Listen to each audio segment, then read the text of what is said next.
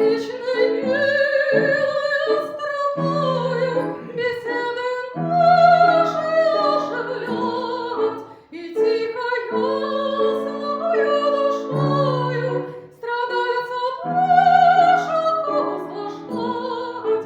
Спешу волнением тяжелым, закрыв уныние мое, наслушаться речей веселых и наглядеться на нее.